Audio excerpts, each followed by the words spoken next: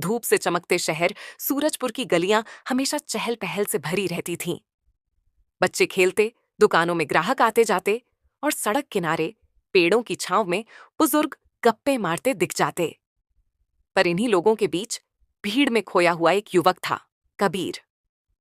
कबीर को लोग चोर कहते थे, लेकिन यह बात बहुत कम लोगों को पता थी कि वह दिन में की जाने वाली छोटी छोटी चोरियों से जो भी पाता उसे गरीबों, बच्चों और बीमार लोगों में बांट देता।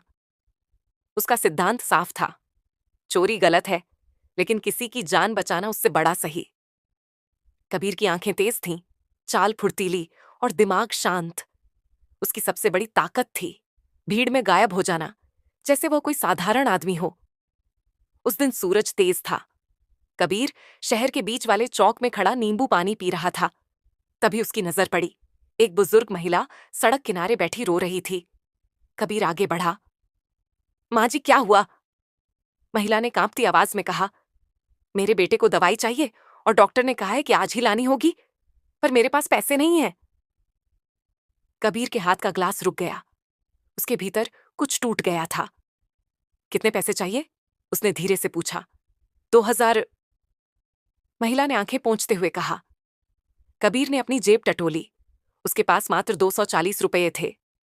उसने गहरी सांस ली।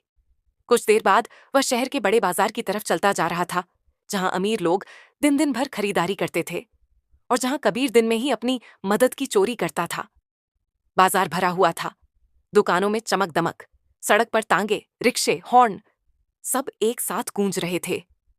कबीर की नजर एक ऐसे आदमी पर गई, धर्मेंद्र सेठ, जो हमेशा जेब में मोटा वॉलेट लेकर घूमता था। वह पैसे कमाता खूब था, पर दान शून्य। धूप तेज थी, लोग चश्मा लगाए घूम रहे थे। कबीर भीड़ में उसी की तरफ बढ़ा। उसकी चाल बिल्कुल साधारण थी। धीरे धीरे वह सेठ के पास पहुंचा और एक हल्की सी धक्का लगी भीड़ में। सेठ नाराज होकर बोला, ओए, देखकर नहीं चल सकता? कबीर ने तुरंत माफी मांगी। माफ कीजिए सेठ जी, भीड़ दई बहुत है। कबीर के हाथ की तेजी ऐसी थी कि किसी को पता ही नहीं चला। वॉलेट उसकी मुट्ठी में था। वह भीड़ में खो गया और कहीं पीछे खोमचे वाले की दुकान पर जाकर रुक गया। वॉलेट खोला, 4800 रुपये। उसके चेहरे पर हल्की राहत आई। उसने बिना वक्त गंवाए दौड़कर बुजुर्ग महिला को ढूंढा और पैसे थमा दिए। महिला रोने लगी। बेटा, भगवान तुझे खुश रखे। कबीर बस मुस्कुरा दिया, लेकिन उसे नहीं पता था उसी बाजार में कोई उसे देख रहा था। सूरज की रोशनी तेज थी और पुलिस इंस्पेक्टर अनिरुद्ध सिंह बाजार में रूटीन जांच पर थे।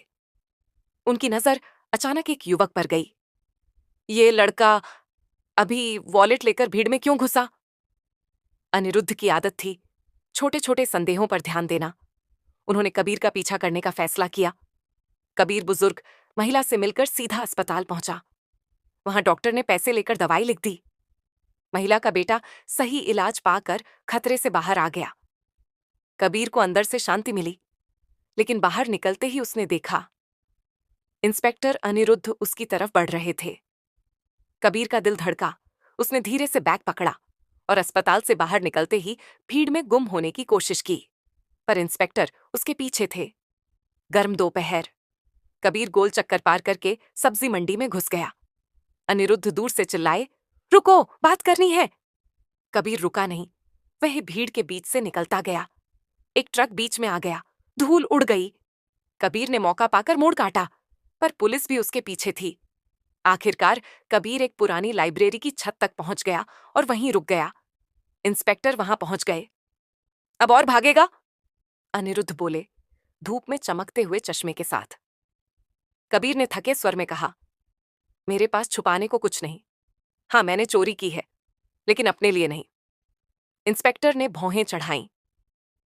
ये डायलॉग पुलिस को नहीं चलेंगे, सब यही बोलते हैं। कबीर ने जेब से वॉलेट निकाला और आगे बढ़ाया। ये सेठ धर्मेंद्र का है। पैसे मैंने एक बीमार आदमी के इलाज के लिए लिए। और तुम भगवान हो? इंस्पेक्टर ने तंज कसा। कबीर ने धीमी आवाज में कहा, नहीं साहब, बस किसी की मजबूरी देखकर दिल नहीं मानता। इंस्पेक्टर कुछ पल उसे घूरते रहे, फिर बोले, चलो अस्पताल चलते हैं, वहीं पता चलेगा सच्चाई। अस्पताल में बुजुर्ग महिला अपने बेटे को दवा पिलाती खड़ी थी। उसने कबीर को देखते ही कहा, यही है बेटा, यही तो फरिश्ता है जिसने मेरी जान बचाई। इंस्पेक्टर हैरान रह गए। महिला ने सच सच सारी कहानी सुना दी। इंस्पेक्टर बाहर आए और गहरी सांस ली। कबीर उनके पीछे चुप खड़ा था। अनिरुद्ध ने कहा, कानून चोरी की इजाजत नहीं देता, लेकिन इंसानियत ऐसे लोगों को सलाम करती है। कबीर ने सिर झुका लिया। तो अब क्या होगा? इंस्पेक्टर मुस्कुराए। तू पुलिस स्टेशन चलकर रिपोर्ट लिखवा दे। चोरी की शिकायत वापस लेनी होगी। चल, मैं खुद सेठ के घर चलता हूं। सेठ ने पहले धमकी दी। मैं चोर को छोड़ने वाला नहीं। लेकिन इंस्पेक्टर ने कहा, उसने आपके पैसों से एक जान बचाई है। सेठ ने सोचा, फिर बोला, अगर ऐसा है तो मैं शिकायत नहीं करूंगा, लेकिन आगे से मेरे पास आना, चोरी मत करना। कबीर धीरे धीरे चल रहा था जब इंस्पेक्टर ने उसे आवाज दी। कबीर। कबीर मुड़ा। अगर सच में लोगों की मदद करना चाहता है तो चोरी छोड़कर शहर के लिए कुछ असली कर। कबीर की आंखें चमक उठीं और पहली बार किसी ने उसे डांटा नहीं, समझाया था। कुछ महीनों बाद धूप से नहाया हुआ सूरजपुर चौक। कबीर ने एक छोटी सी संस्था खोली। दिन की रोशनी, जहां वह लोगों से दान लेकर जरूरतमंदों तक पहुंचाता था। अब लोग उसे चोर नहीं कहते थे। वह शहर का एक मददगार, एक साथी, एक भाई बन चुका था। अब उसे एक अच्छा आदमी के नाम से जानते हैं।